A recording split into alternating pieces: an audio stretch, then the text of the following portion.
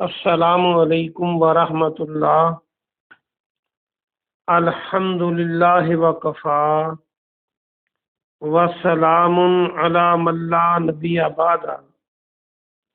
اللہ مہربان کے فضل و کرم سے ہمارا آج کا سبق سورۃ الانعام کی آیت نمبر 119، 120 اور 121 ہوگا۔ ماشاءاللہ آپ 8ویں سپارے میں داخل ہو چکے ہیں۔ قرآن پاک کھول لیجئے۔ اعوذ باللہ من الشیطان الرجیم، بسم اللہ الرحمن الرحیم۔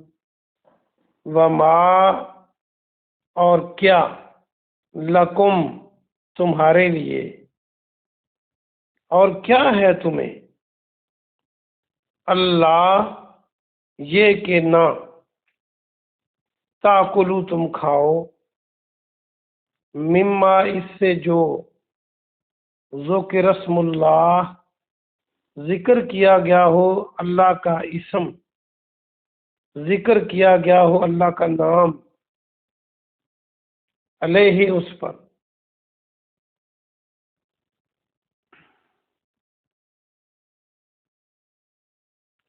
وقد اور تحقیق، فصلا تفصیل سے بیان کر دیا ہے۔ فصلا کو دیکھیں تو مفصل اردو کا لفظ آپ یہاں سے بنا سکتے ہیں، تفصیل بھی بنا سکتے ہیں۔ لکم تمہارے لیے، لکم ما جو حرما اس نے حرام کیا، علیکم تم پر، الا ما مگر جو، الا مد توررتم، مز توررتم یا مد توررتم، تم مجبور کر دیے جاؤ۔ یہ اضطراب جو ہے اردو کا لفظ الفظات روئے توئے رے الف بے، اضطراب کیا ہوتا ہے؟ اضطراب بے چینی۔ تو الیہ یہ لفظ آپ ساتھ لگا سکتے ہیں اس کو یاد رکھنے کے لیے، الیہ اس کی طرف، وَإِنَّا اور بے شک، کثیرا بہت، کثیر اللہ یضلون لام تاکید کے لیے ہے، یقیناً، یضلون وہ گمراہ کرتے ہیں۔ یہ زواد لام لام یہ آپ کئی بار پڑھ چکے ہیں، ضلالت و گمراہی، اور جو شروع کا لام ہے یہ اس کا معنی یقیناً، تاکید کے لیے۔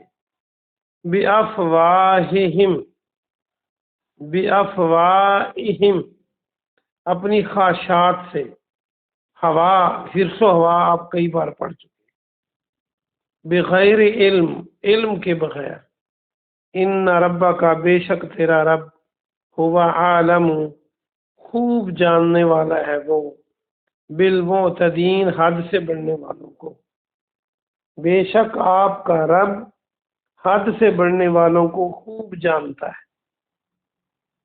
با محاورہ ترجمہ دیکھ لیجئے۔ اور تمہیں کیا ہے کہ تم اس سے نہ کھاؤ جس پر اللہ کا نام لیا گیا ہو، حالانکہ یقیناً وہ تمہارے لیے جو اس نے حرام کیا ہے تفصیل بیان کر دی ہے، اور جو تم پر حرام کیا ہے اس کی تفصیل بیان کر دی ہے، مگر جب تم مجبور کر دیے جاؤ اس کی طرف۔ یہ آپ سورہ بقرہ میں بھی پڑھ چکے ہیں کہ اضطراب جب ہو تو یا مجبور کر دیے جاؤ یا موت کا خطرہ ہو تو پھر اتنا کھا سکتے ہیں جس سے زندگی بچ سکے۔ اور بے شک اکثر لوگ، بہت سے لوگ بغیر علم کے اپنی خواہشات سے گمراہ کرتے ہیں۔ بے شک آپ کا رب وہ خوب جاننے والا ہے، کن کو؟ حد سے بڑھنے والوں کو۔ وَذَرُوا اور چھوڑ دیں، ظاہر الاثم ظاہر گناہ کو، ظاہر ہم اردو میں بھی کہتے ہیں ظاہر اور باطن، و باطنا اور اس کے چھپے ہوئے کو، ان الذین بے شک وہ لوگ جو یکسبون کماتے ہیں، کاسین با کسب، یہ آپ پہلے بھی پڑھ چکے ہیں، کسب کے معنی کمانا،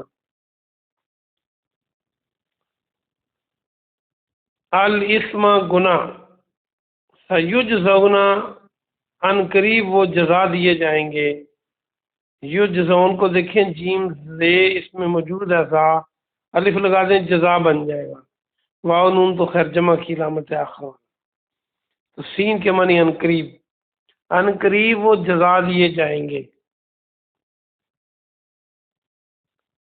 یہ آپ کو پہلے بھی بتا چکا ہوں میں کئی بار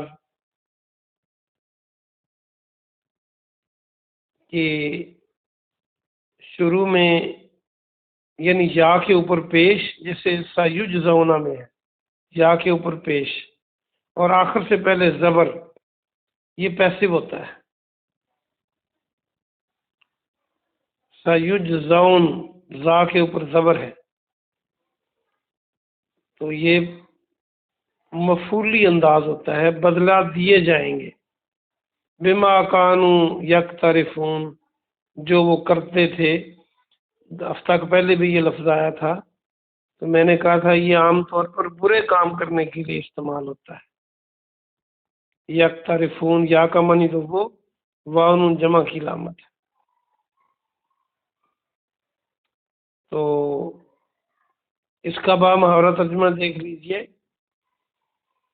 ظاہر کے گناہ کو اور اس کے چھپے ہوئے کو چھوڑ دو، بے شک وہ لوگ جو گناہ کماتے ہیں عنقریب وہ بدلہ دیے، اس کا بدلہ دیے جائیں گے جو وہ کرتے تھے۔ وَتَأْكُلُونَ اور نہ کھاؤ، لا کے معنی نہ، یہ تاکلو کو دیکھیں، ولا تاکلو اور نہ کھاؤ، یہ وہی کل کھاؤ، کاف کتاب والا، مما اس سے جو لم نہ یذکر اسم اللہ نہ لیا گیا ہو، پھر دیکھیں یہ یز میں یا کے اوپر پیش ہے اور آخر سے پہلے زبر ہے قاف کے اوپر، تو یہ پیسو ہے، لیا گیا ہو، نام لینے والے کا ذکر نہیں ہے یہاں پہ، اللہ کا نام نہ لیا گیا ہو، اللہ کا نام علیہ اس پر،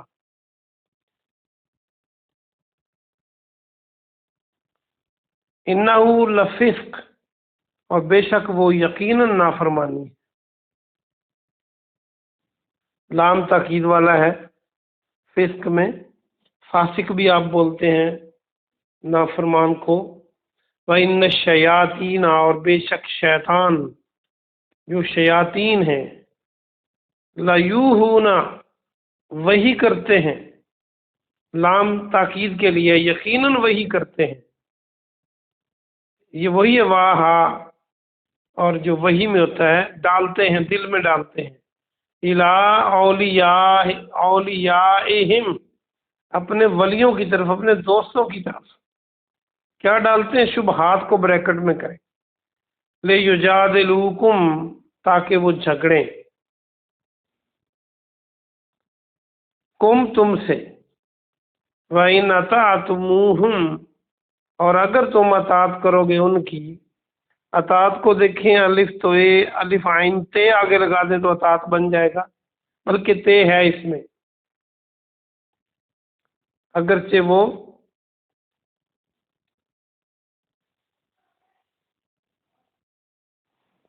جو ہے اس کا معنی تم ہے، یہ تے وہ ہے، لیکن الف تو عین موجود ہے، آگے الف آگے تو کے بعد الف لگائیں، عین کے بعد تے لگائیں تو اطاعت بن جائے گا۔ انکم لمشرکون بے شک تم یقیناً مشرک بن جاؤ گے، مشرک ہو جاؤ گے۔ آپ کے ذہن میں یہ بات جا سکتی ہے کہ لا یو ہونا میں جو لام ہے میں نے کہا یقیناً اس کا معنی تاکید کے لیے ہے، لا مشرکون میں نے کہا یہ یقیناً تاکید کے لیے ہے، اور لے یجادلوکم میں نے ترجمہ تاکہ کیا ہے اس کا لام کا، تو یہ لام کے نیچے زیر ہے جس کا معنی تاکہ یا کے لیے کیا جاتا ہے، اور لام کے اوپر زبر ہو، وہ فعل اسم حرف سے پہلے ہو تو وہ عام طور پہ یقیناً کے معنی دیتی ہے، سوائے چند استثناء کے۔ تو یہ سبق پورا ہوا، آئیے اس کا با محاورہ ترجمہ دیکھیں۔ پہلا رکوع بھی 8ویں سپارے کا ماشاءاللہ پورا ہو گیا۔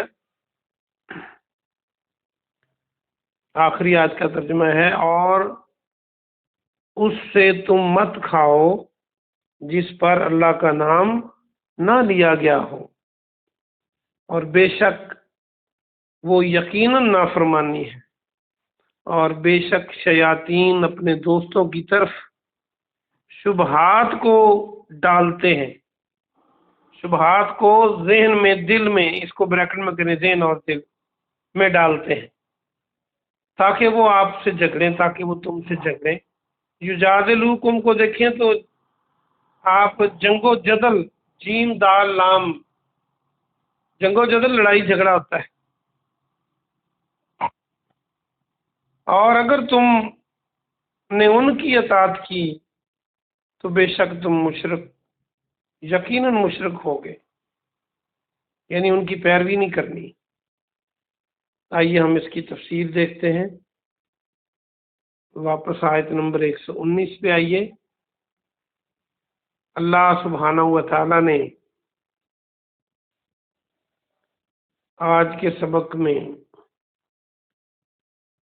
دیکھیں کتنے خوبصورت انداز میں یہ بتلایا کہ جس جانور پر، جس کھانے کی چیز پر اللہ کا نام لیا گیا ہو، جانور کو ذبح کرتے ہوئے، یا ذبح والی چیز نہ بھی ہو تو اللہ کے نام پر جو چھوڑی ہوئی ہو، تمہیں کیا ہے کہ تم اس میں سے نہ کھاؤ، یعنی اس میں سے ضرور کھاؤ جو اللہ کے نام کی ہے۔ اور یقیناً اللہ نے تفصیل کے ساتھ جو چیزیں تم پر حرام تھیں ان کو بیان کر دیا ہے، لیکن اگر تم مجبور کر دیے جاؤ، وہ جیسے سور کا گوشت والے سورہ بقرہ میں آیا تھا کہ تم پر مردار، خون اور میتۃ والدماء ولحم الخنزیر، 3 چیزیں یہ مردار، خون اور خنزیر کا گوشت، اور وما اہل بہ لغیر اللہ، اور وہ چیز جو غیر اللہ کے نام پر مشہور کر دی جائے، غیر اللہ کے نام پر نامزد کر دی جائے۔ تو یہاں اور بھی احادیث میں اور قرآن کے دوسرے مقامات پر حلال حرام کو تفصیل سے بیان کر دیا گیا ہے، اور اگر اضطراب ہو، اضطراب میں نے بتایا کہ یا تو جان کا خطرہ ہو، اس کے علاوہ کچھ مل نہ رہا ہو، لیکن وہ بندہ عادی نہ ہو ایسی بغاوت کرنے کا، یا پھر کوئی دشمن ایسی حرام چیز کھلا رہا ہے کہ تمہاری جان کو خطرہ ہے، تو پھر آپ اتنا کھا سکتے ہیں جس سے جان بچ سکے۔ آگے اللہ نے فرمایا کہ بہت سے لوگ یقیناً بغیر علم کے اپنی خواہشات سے لوگوں کو گمراہ کر دیتے ہیں، تیرا رب حد سے بڑھنے والوں کو خوب جانتا ہے۔ آپ ہمارے معاشرے میں بھی دیکھ لیں، کتنے لوگ بغیر علم کے قرآن حدیث پر بات کر رہے ہوتے ہیں۔ پنجاب کی سوسائٹی میں تو ایسے لگتا ہے آپ کو مسئلہ بیان کریں تو جیسے ہر بندہ ہی عالم ہے اور آگے سے کوئی نہ کوئی مسئلہ بیان کر دے گا۔ یہ تو مسئلہ ہے، آپ کوئی ڈاکٹر حکمت کی بات کریں تو آگے سے اس مجمع میں سے کئی لوگ حکمت کی بات آپ کو اور ایک اور سنا دیں۔ تو بہرحال بغیر علم کے ایسی بات کرنا، بالخصوص اللہ کے بارے میں، اس کے رسول کے بارے میں. اور حلال حرام جو ہے یہ صرف اللہ کا حق ہے جس نے پیدا کیا ہے. تو یہ کسی اور کو وہی کے علم کے بغیر اس کو حلال حرام نہیں کو کر سکتا. آپ کو یاد ہے پیارے نبی صلی اللہ علیہ وسلم نے اپنی بیویوں کو خوش کرنے کے لیے اپنے اوپر کچھ حرام کیا، شہد کو یا ایک بیوی کو، تو اللہ پاک نے سورت نازل کر دی تحریم، اور فرما دیا پیارے نبی آپ بیویوں کو خوش کرنے کے لیے اس چیز کو حرام کرتے ہیں اپنے اوپر جس کو اللہ نے حلال کیا ہے.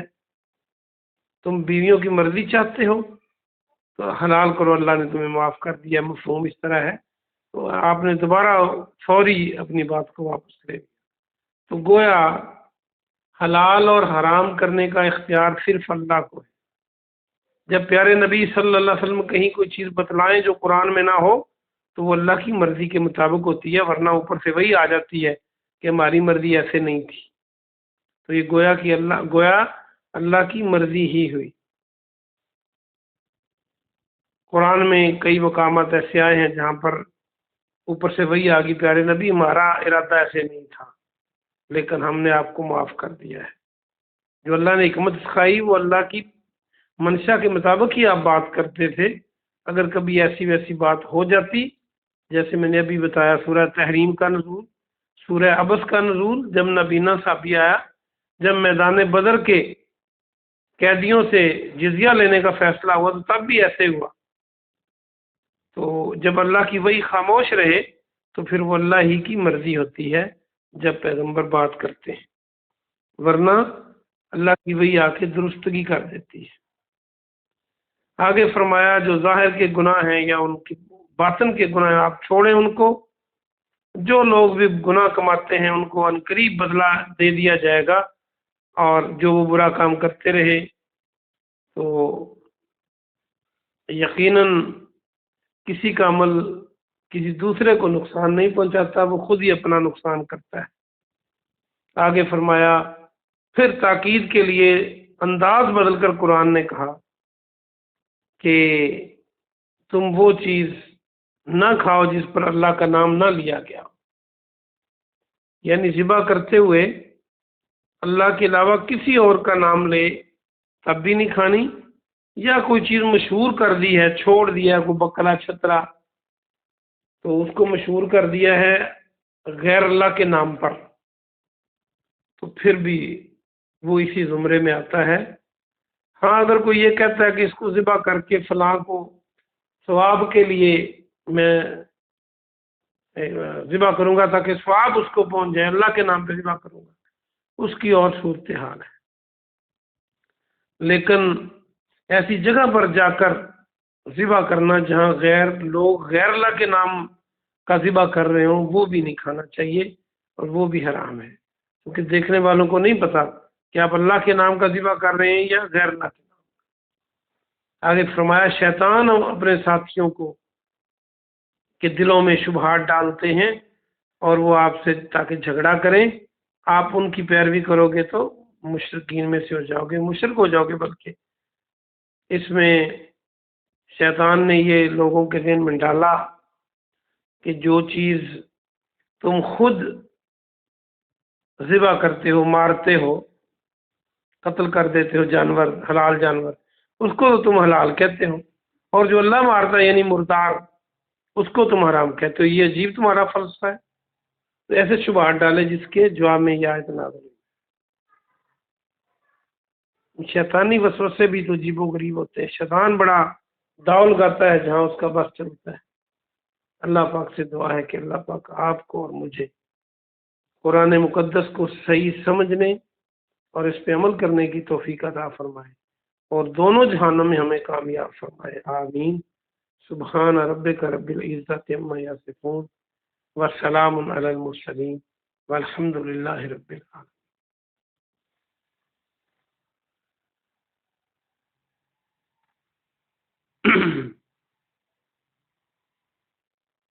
ہاں جی آپ دا باقی کالا میں کٹتی ہیں نے تے تسی